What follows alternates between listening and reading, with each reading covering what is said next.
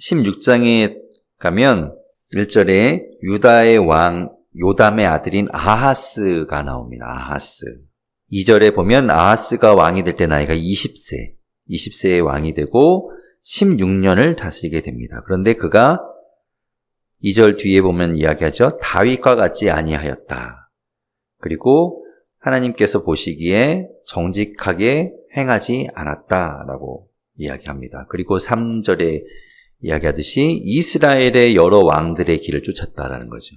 그러면 한마디로 우상을 섬겼던 이야기를 하는 거예요. 그래서 3절 끝에 보면 이 아하스가 어디까지 하냐면 이방 사람의 가증한 일을 따라서 자기 아들을 불 가운데로 지나가게 하였다. 결국은 자기 아들을 이 불로 인신제사를 드렸다는 거예요. 지난번에 우리 열왕기하 3장에서 왜 모압 왕 메사가 자기 아들을 드렸었잖아요. 번제로. 그것처럼 이 아하스 왕도 그렇게 이방 사람들의 그 제사를 따라서 자기 아들을 그렇게 했다는 것이죠. 유다 왕 중에서도 이렇게 이방 사람들처럼 인신제사를 통해서 다른 이방 신에게 제사했던 왕들이 있었습니다. 하나님이 너무너무 싫어하시는, 인신제사는 정말 싫어하시는 일인데 이런 일들을 행하는 왕이 있었다는 거죠. 그러니 아하스 왕은 하나님 보시기에 악한 왕인 것이죠.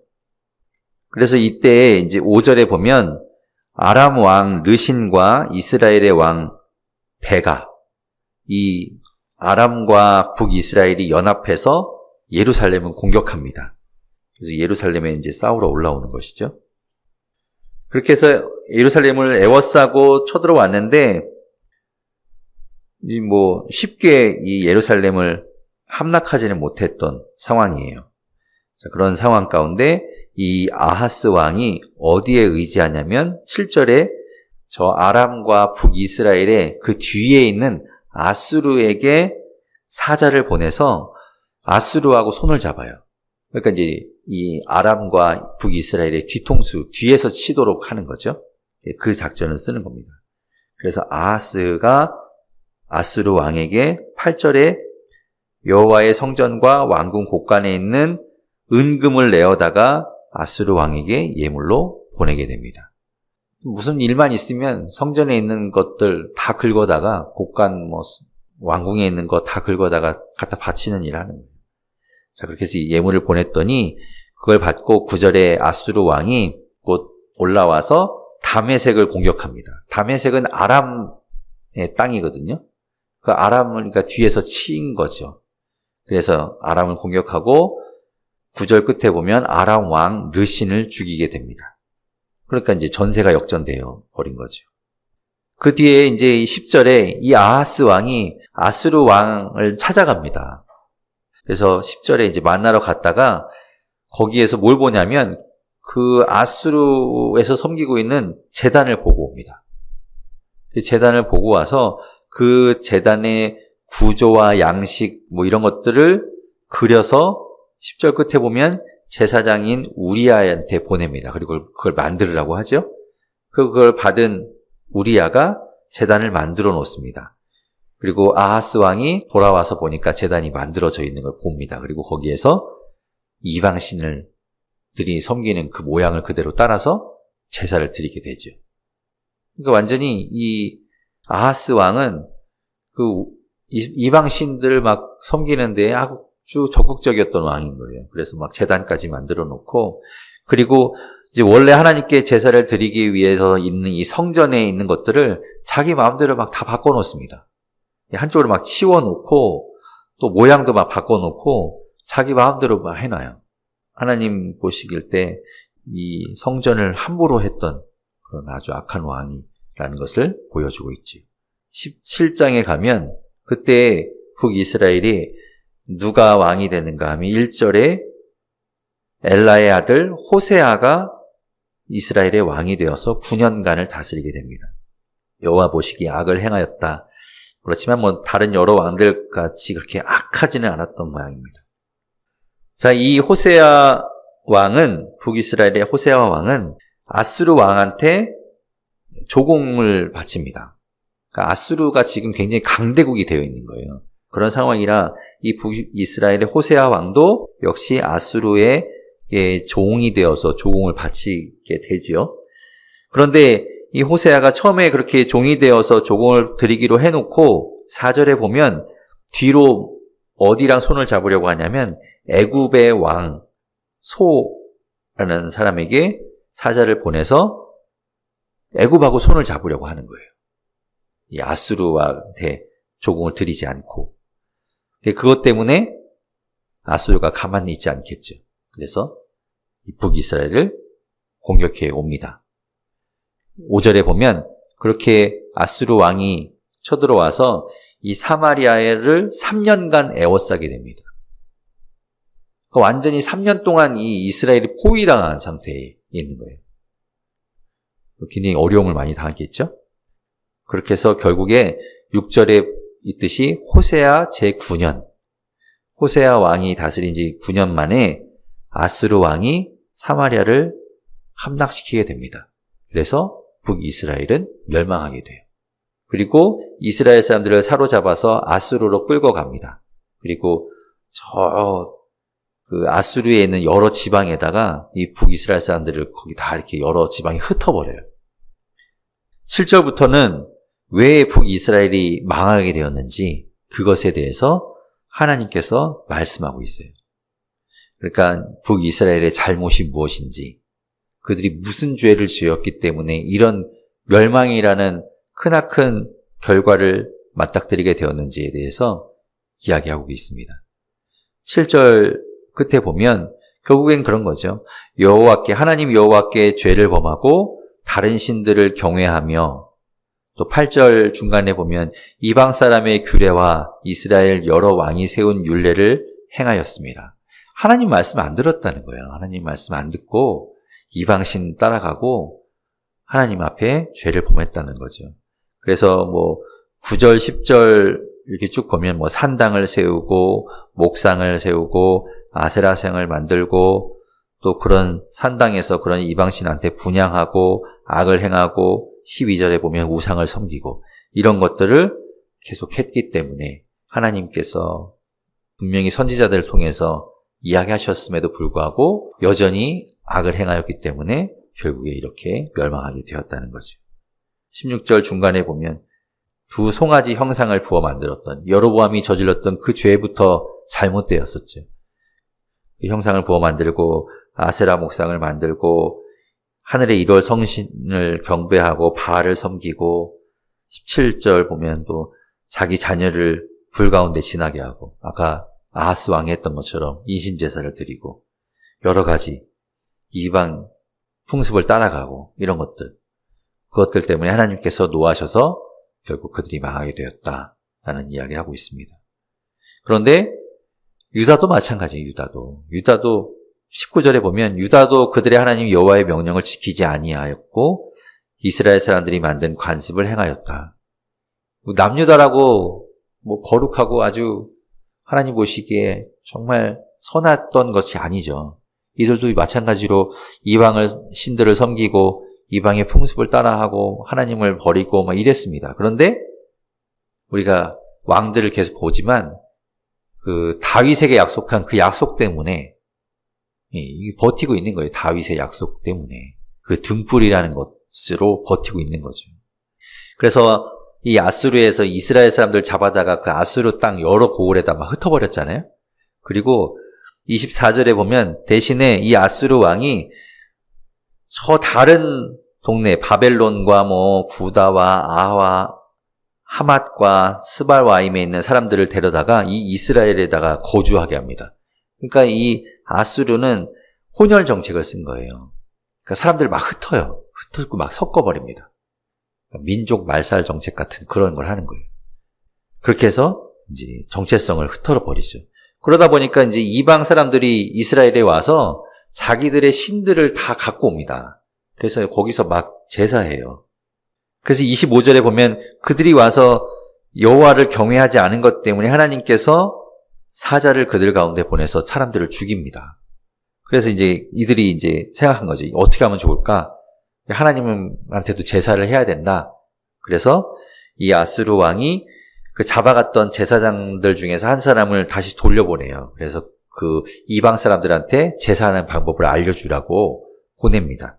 그 제사장이 와서 28절 중간에 보면 베델에 살면서 거기에 있는 이방 사람들이 이주해 온 사람들한테도 제사하는 방법 이런 것들을 알려줘요. 그래서 거기에 온 사람들이 자기 각각의 신상들한테도 제사하면서 하나님께도 벌받지 않으려고 제사하는 그런 일들을 합니다.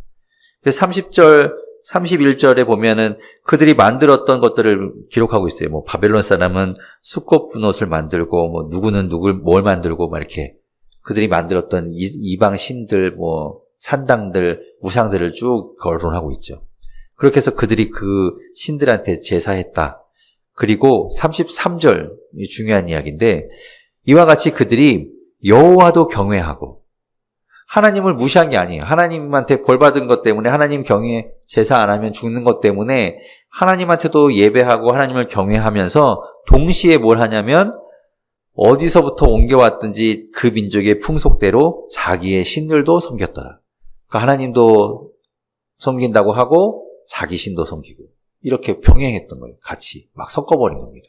하나님이 좋아하시는 거 아니죠. 오직 하나님만 섬겨야 되는데 그냥 다 똑같이 하는 거죠. 자, 그렇게 이제 북이스라엘이 멸망하고 그 뒤에 이런 일들이 벌어지는 겁니다.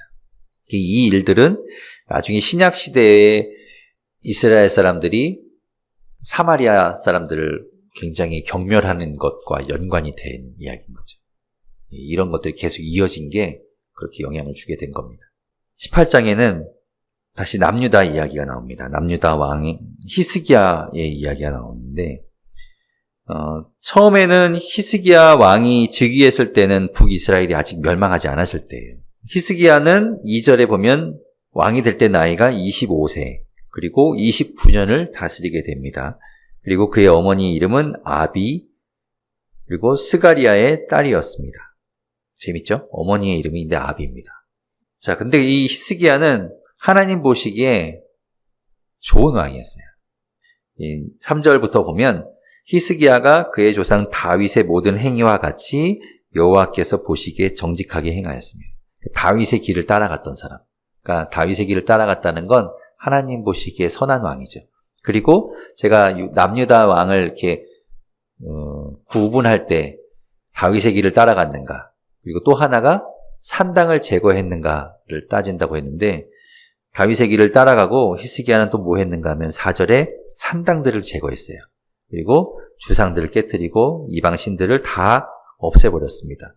그리고 그것뿐만 아니라 4절 중간에 보면 모세가 광야에서 민수기 21장에 나오는 이야기인데 여러분 기억을 떠올려 보십시오. 민수기 21장에서 무슨 일이 있었냐면 하나님께서 이스라엘 광야에 떠돌는 그 이스라엘 백성들이 하도 하나님 말씀 안 듣고 불평하고 막 이러니까 하나님이 불뱀을 보내서 그들을 물려 죽게 만듭니다. 그러니까 벌을 내려요. 불뱀에 물려서 죽어가는데 노스로 뱀을 만들어서 장대 끝에 다르라고 하고 그 노뱀을 쳐다보는 사람은 살 거라고 이야기해요. 기억하시죠?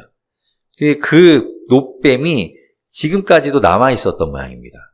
그리고 그 노뱀을 가지고 그 노뱀이 마치 신비한 힘을 가지고 있는 것처럼 그때 당시에는 그렇게 생각할 수 있겠죠. 노뱀을 쳐다보면 살았으니까. 그래서 노뱀을 이렇게 우상처럼 섬기고 있었던 모양이에요. 그래서 이 히스기야가 그것을 부수어버립니다. 부숴버리고 4절 끝에 보면 그것을 누후스단이라고 일컬었다고 해요. 누후스단이라는 것은 놋 조각이라는 뜻이에요. 놋 조각. 그러니까 그게 어떤 특별한 것이 아니라는 거죠. 그걸 우상시하지 않도록 깨트려버리고 그냥 그건 단순한 놋 조각일 뿐이다 라고 이야기한 겁니다. 그러니까 히스기야가 잘했죠. 그런 거 우상하지 않도록 하나님만 바라보도록 한 겁니다. 그렇게 5절에 보면 그래서 히스기야가 이스라엘 하나님 여호와를 의지하였는데 그의 전후 유다 여러 왕 중에 그러한 자가 없었다. 하나님을 온전히 의지했던 그런 왕이었던 거죠. 그렇다고 해서 다윗 왕도 하나님 보시기에 너무나 합당하고 하나님이 흡족해 했지만 다윗도 실수할 때가 있었고 잘못할 때가 있었잖아요. 그죠? 완벽한 인간은 아니었듯이 히스기야도 하나님 보시기에 너무 이렇게 하나님 잘 의지하고 그랬지만 히스기야도 또 실수할 때가 있었어요. 어쨌든 하나님이 이제 그렇게 히스기야를 얼마나 이뻐하셨겠어요. 그래서 7절에 보면 그가 어디로 가든지 형통하였다라고 말씀합니다. 예, 하나님께서 함께 해주셨어요. 그리고 9절에 보면 히스기야 왕 제4년에 히스기야가 즉위되고 4년째 되었을 때 이스라엘의 왕 엘라의 아들 호세아가 제7년 되었을 때 호세아가 다스린 지 7년 되었을 때 아수르가 이 북이스라엘을 애웠습니다. 아까 그런 내용이 있었죠.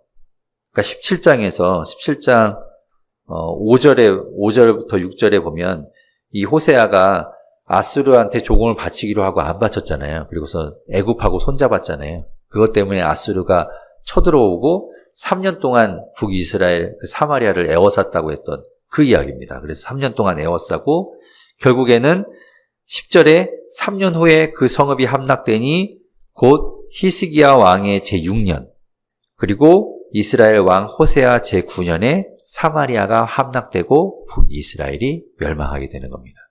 그러니까 히스기야가 그 북이스라엘 멸망하는 걸 보게 되는 거예요.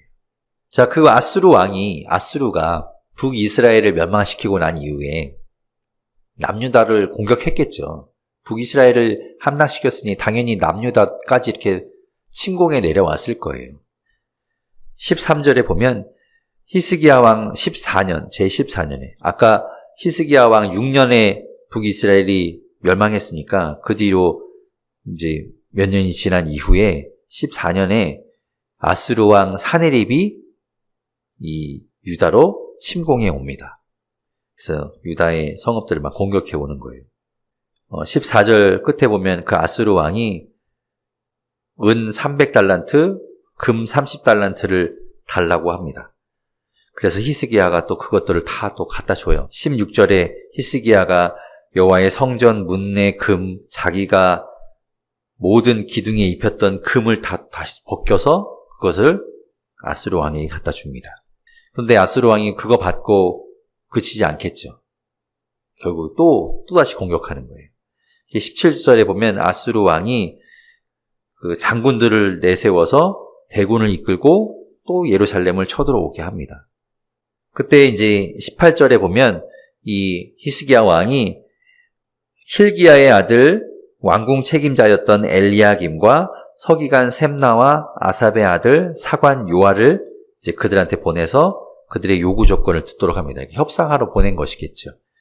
갔는데 아수르에 있던 그 19절에 보면 랍사게라는 이 장군이 이제 그들 앞에 요구하는 거예요. 그들 앞에 이제 요구하면서 큰 소리로 이제 막 예루살렘 성에 있는 사람이 들으라는 듯이 이제 이야기합니다. 결국 요구시는 그거죠. 히스기야의 말을 듣지 마라. 니네 왕의 이야기를 듣지 말고 우리 아수르한테 넘어와라. 아수르한테 항복해라. 너희 왕이 뭐 하나님을 의지한다고 하는데 그 하나님이 무슨 힘이 있냐? 결국 그런 이야기예요. 그런 이야기들 하는 겁니다. 그래서 그런 이야기를 막 이제 큰 소리로 하고 있으니까 26절에 이 나갔던 엘리야김과 셈나와 요아가 랍사게한테 이야기하죠. 이거 우리는 알아듣겠으니까 아람 말로 해도 우리는 알아듣는데 그 유다 말로 하지 말아라. 이게 우리 이스라엘 백성들이 듣는다. 근데 이제 이 랍사게가 뭐 그런 걸 봐주겠어요? 더 들으라는 듯이 이제 막 더 큰 소리로 하는 거죠. 히스기야한테 속지 마라. 너희 어차피 히스기야 말 듣고 있다가 너네 죽는다. 아수르한테 어서 빨리 항복하는 걸 너희가 사는 길이다라고 이제 이야기합니다. 그런데 36절에 보면 그 이야기를 듣고 백성들이 두려워서 아수르한테 넘어간 것이 아니라 백성들이 거기에 대해서 대꾸하지 않죠. 그 모든 이야기를 다 듣고 그들이 이제 왕한테 히스기야한테 와서 그 말들을 전합니다.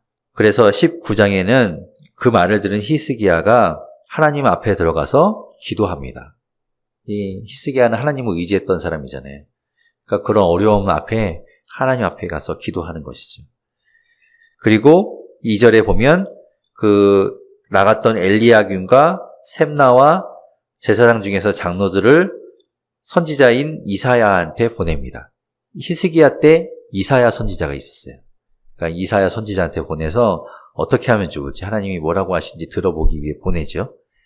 그런데 이제 이사야가 그 모든 것을 다 하고 하나님의 말씀을 그들한테 전해줍니다. 6절 끝에 보면 너는 아수르 왕의 신복들에게 들은 바 나를 모욕하는 말 때문에 두려워하지 말라. 내가 한 영을 그의 속에 두어 그로 소문을 듣고 그의 본국으로 돌아가게 하고 또 그의 본국에서 그에게 칼에 죽게 하리라. 하나님이 걱정하지 마라, 두려워하지 마라, 내가 일을 하고 있다라는 걸 말씀하시죠. 그런데 이제 아수르가 또 계속해서 이제 그렇게 위협하고 공격해 옵니다. 그리고 그 아수르 왕이 히스기야 왕한테 이제 편지를 보내줘요. 14절에 보면 히스기야가 그 아수르 왕이 보낸 그 편지를 받아보고 그것도 들고 하나님 앞에 가서 또 기도해요. 하나님, 이렇게 편지를 받았습니다. 라고 이제 펼쳐놓고 기도하죠. 그런데 20절에 보면 이제 이사야가 히스기야한테 하나님의 말씀을 또 전해줍니다. 20절 중간에 보면 여호와의 말씀이 내가 아수르 왕 사네립 때문에 내게 기도하는 것을 내가 들었노라. 그러면서 하나님께서 쭉 이야기하시고 결국에 얘기하시는데 이게 뭔가 하면 걱정하지 마라. 내가 너희를 구원할 것이다. 라는 이야기를 하시는 거예요. 31절 중간에 보면 이런 얘기 하시잖아요. 여호와의 열심히 이 일을 이루리라. 하나님이 하신다는 거예요. 지금 이 예루살렘이 아수르에게 둘러싸여 있고 거의 함락될 것 같은 진짜 사방에 우겨싸움을 당하는 것 같은 상황인데 하나님이 그 뒤에 일을 하고 계시다라는 걸 이야기하는 거죠. 그래서 34절 결국에 뭐라고요? 내가 나와 나의 종 다윗을 위하여 이 성을 보호하여 구원하리라. 그 이야기를 히스기야에게 이사야를 통해서 하시는 거예요. 그리고 진짜로 35절에 보면 그날 밤에 여호와의 사자가 나와서 아수르 진영에서 그 아수르 병사들을 칩니다. 그래서 몇 명이 죽냐면 18만 5천 명이 죽어요. 그래서 36절에 보면 그 아수르 왕 사네립이 떠나서 돌아가게 되고 갔다가 37절에 자신들의 그 신전에서 경배할 때에 아드람 멜렉과 사레셀한테 암살을 당하게 됩니다. 죽어요, 거기서. 그리고 이제 그 아들인 에살핫돈이 대신해서 왕이 됩니다. 결국 하나님이 일하신 거죠. 이스라엘은 아무것도 안 했어요. 그냥 히스기야가 기도했던 것, 하나님 앞에 나가서 기도한 것밖에 없는데 이제 하나님이 다 하신 거죠. 자, 그리고 이제 20장에 히스기야가 병이 듭니다. 병이 들어서 죽을 병이 들었던 것 같아요. 병이 들었을 때 또 히스기야가 기도했겠죠. 이사야가 와서 히스기야에게 이야기하기를 1절 끝에 보면 네가 죽고 살지 못하리라. 그러니 이제 죽을 준비를 해라. 라고 전해주고 가요. 이 히스기야가 그 이야기를 듣고 2절에 벽을 향하여 앉은 다음에 거기서 하나님 앞에 기도합니다. 울면서 기도해요. 하나님, 3절에 있죠? 여호와께 구하오니 내가 진실과 전심으로 주 앞에서 행하며 주께서 보시기에 선하게 행한 것을 기억하옵소서 하고 히스기야가 하나님 앞에 기도하면서 막 통곡합니다. 그런데 그 기도를 하나님이 또 들으시고 하나님이 히스기야한테 반응하세요. 그래서 이사야가 이제 그 말을 전하고 돌아가다가 자기가 머무는 성읍에 도착하기 전에 하나님이 말씀하셔서 다시 히스기야를 만나러 갑니다. 그리고 이제 히스기야가 기도한 것에 대한 응답을 이야기하죠. 5절 중간에 보면 내가 내 기도를 들었고 내 눈물을 보았노라. 내가 너를 낫게 하리니 네가 3일 만에 여호와의 성전에 올라가겠고, 그러니까 3일 만에 깨끗이 나을 거고, 6절에 보면 내가 네 날에 15년을 더 할 것이며 15년을 더 살게 해주겠다는 거예요. 그런 이야기를 합니다. 그리고 7절에 이제 이사야가 무화과 반죽을 가져오라고 하고 그거를 상처에 놓으니까 상처가 낫게 됩니다. 히스기야가 이제 상처는 다 나았잖아요. 그런데 하나님이 15년을 살게 해주신다고 하셨는데 그 징표를 달라고 합니다. 8절 끝에 보면 무슨 징표가 있나이까? 15년을 더 살게 해주신다고 하셨는데 징표를 보여주십시오라고 하는 거죠. 그래서 이사야가 이제 말하기를 선택하라고 하는 겁니다. 9절 끝에 보면 해 그림자, 이 해 시계의 그림자가 해가 이렇게 진행할 때 그림자가 지잖아요. 그 해 그림자를 10도를 지금 시간보다 앞에 가게 하든지 아니면 뒤로 10도를 가게 하든지 둘 중에 원하는 것을 선택하라. 근데 10절에 보면 히스기야가 대답하죠. 앞으로 가는 거는 쉬워 보이니까 뒤로 가게 해주십시오. 그러면 그걸 보면 하나님이 내 기도를 들으신 거를 제가 알겠습니다.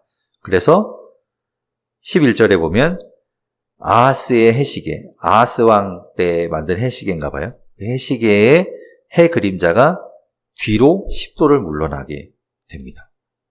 하나님께서 그 징표를 또 보여주시는 거죠. 그런 모든 것들이 히스기야가 참 잘했잖아요. 하나님 앞에 늘 무슨 일이 생기면 기도하고 하나님 의지하고 이런 건 좋았는데 히스기야도 실수하게 되는데 이제 12절에 보면 그때 누가 오는가 하면 아마도 이제 히스기야가 병들은 것 때문에 이제 문병을 옵니다. 12절에 보면 중간에 히스기야가 병들었다 함을 듣고 바벨론 왕, 그때 당시에 이제 아수르가 있었고 신흥 떠오르는 강자가 바벨론이란 제국이 있었어요. 근데 그 바벨론에서 히스기야에게 예물과 사절단을 보내요. 오게 됩니다. 그런데 히스기야가 그들을 그 편지를 받고 너무 기분이 좋아서 자기가 또 살아난 것도 있고 그래서 좋아서 자기의 보물창고를 다 보여줘요. 그 바벨론 사람들한테. 13절에 보면 자기 보물고의 금은과 향품과 보배로운 기름과 그의 군기고와 창고의 모든 것을 다 사자들에게 보였어요.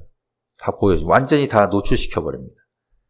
그래서 13절 끝에 보면 히스기야가 그에게 보이지 아니한 것이 없더라. 다 보여준 겁니다. 왕궁 돌아다니면서 다 보여준 거예요.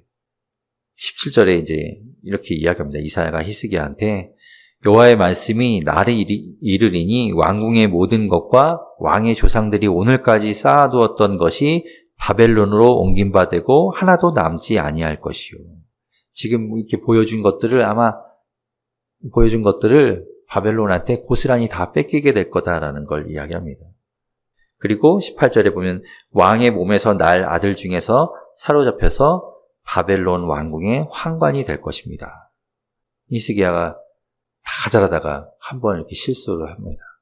20절에 보면 히스기야가 했던 업적들도 많고 그가 저수지와 수도를 만들어서 물을 잘 다스렸어요. 그래서 그런 것들 잘했던 왕이고 그리고 히스기야가 하나님 말씀대로 15년을 더 산 이후에 그가 죽고 므낫세가 대신해서 왕이 됩니다.